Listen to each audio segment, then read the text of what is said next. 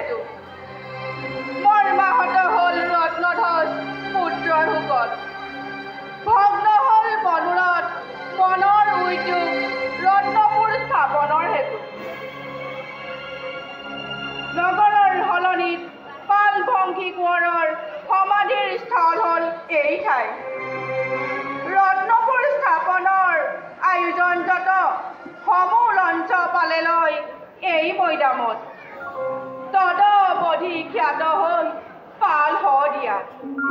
শদিয়াৰ আদিগুৰি শ্মশানত নাম সেই হন্তে সুৰক্ষিত মৈদামৰ ভেটি আজি পিপৰা পৰ্যন্ত এটি নোৱাৰে পকিব পুৰুষে পুৰুষে এই পুণ্য ৰীতি চলি আছে অলংঘা নিয়মে দেখা নাই কদাপিও প্ৰাণীৰ সঞ্চাৰ এই মৈদামত আজি কিয় অকস্মাত দেখো বিপৰীত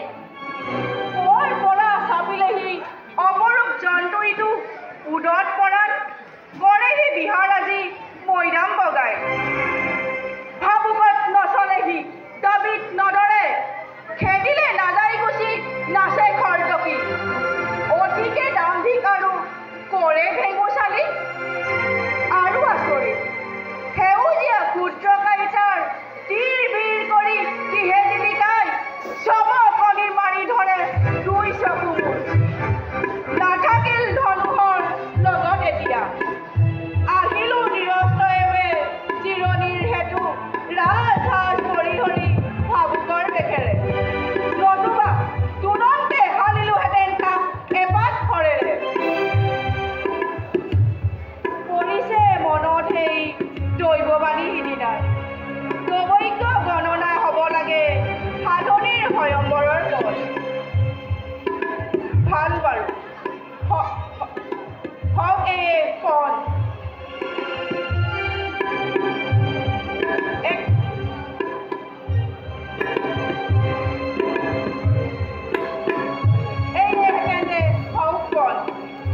একেপাত খৰেৰে হালিব পাৰিব যে সেই খৰতকী প্ৰাণী সাধনী পানী লাভ কৰিব সিজনে হলো প্ৰতিশ্ৰুত হ'ল এই ফল মোৰ যথাবিধি আয়োজন হওক ৰাজ্য জুৰি চৌদিশে প্ৰচাৰ হওক সাধনীৰ স্বয়ম্বৰৰ পথ ভাল কথা এইয়ে তেন্তে হওক পথ